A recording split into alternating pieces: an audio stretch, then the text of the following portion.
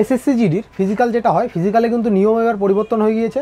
এবার কিন্তু আগের মতো ফিজিক্যাল হবে না যে রোডে রানিং হবে, কোনো জায়গায় মাঠে রানিং হবে, এরকম কিন্তু এবার হবে না। এবার যেটা আপডেট উঠে আসছে সেটা হলো যে প্রত্যেক জায়গাতে কিন্তু এবার মাঠে রানিং হবে।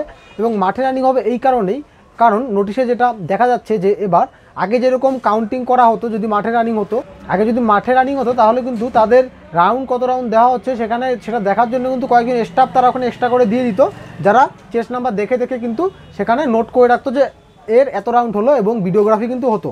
কিন্তু এবার যেটা আছে আপডেট সেটা হলো যে এখানে চিপ লাগানো হবে। কীরকম চিপ লাগানো হবে, যেরকম ডাব্লিউপিতে যেরকম ডাব্লিউবিপি এক্সাম তোমরা যারা দিয়েছো, ডাব্লিউবিপি কনস্টেবল, ডাব্লিউবিপি এসআই, এইসবের রানিংয়ে তোমরা যারা গিয়েছো মাঠে, সেখানে কিন্তু তোমরা দেখেছো কোনো ক্ষেত্রে সেখানে পায়ে চিপ লাগানো ছিল আগে, কিন্তু বর্তমানে এখন যেটা আছে ডাব্লিউবিপিতে, ডাব্লিউবি কনস্টেবল এবং এসআইতে, সেটা কিন্তু মাথার মধ্যে একটা টুপি পরিয়ে দিয়ে সেখানে কিন্তু সেন্সার থাকে।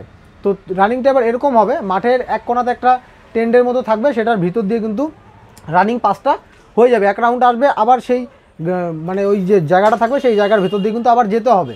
তাহলে যে চিপটা লাগানো থাকবে সেটা বুকে লাগানো থাকতে পারে, পায়ে লাগানো থাকতে পারে, মাথায় লাগানো থাকতে পারে, মানে টুপির মতো দিতে পারে, যে কোনো কিছু সেটা থাকতে পারে।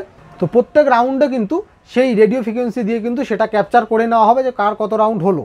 তো ডাব্লিউপি তোমরা যারা রানিং করেছো তোমরা বুঝে গিয়েছো কীরকম রানিং হবে, এবং যারা করোনি তারা এই কথাগুলো দিয়ে বুঝে গেছো, এবং ছবি যেটা দেখালাম এখানে তোমরা বুঝে গিয়েছো যে রানিং এরকম করে কিন্তু এবার হবে। এবং এরপরে আসি যে রেজাল্ট কবে দেবে। রেজাল্ট দেখো, এখনও পর্যন্ত কিন্তু ফাইনাল যেটা অ্যান্সার কি আছে, সেই ফাইনাল অ্যান্সার কি কিন্তু এখনও পর্যন্ত প্রকাশ করেনি।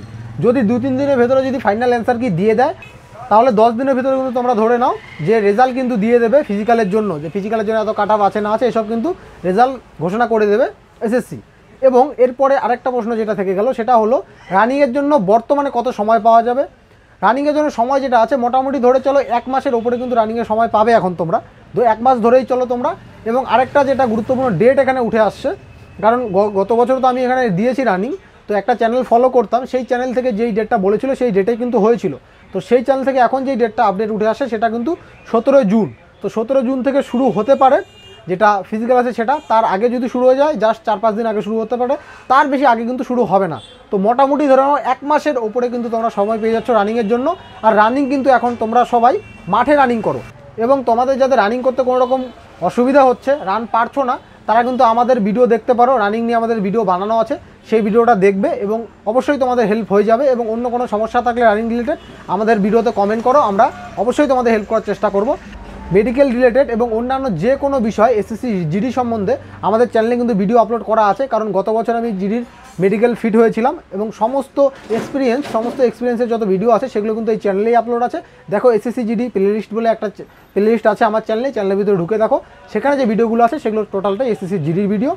এবং তোমাদের কারো কিছু যদি জানার থাকে রানিং রিলেটেড এবং মেডিকেল রিলেটেড সেই ভিডিওগুলোর বাইরেও, তাহলে অবশ্যই তোমরা আমাদের ভিডিওতে কমেন্ট করো, আমরা যথাযথ উত্তর দেওয়ার চেষ্টা করব।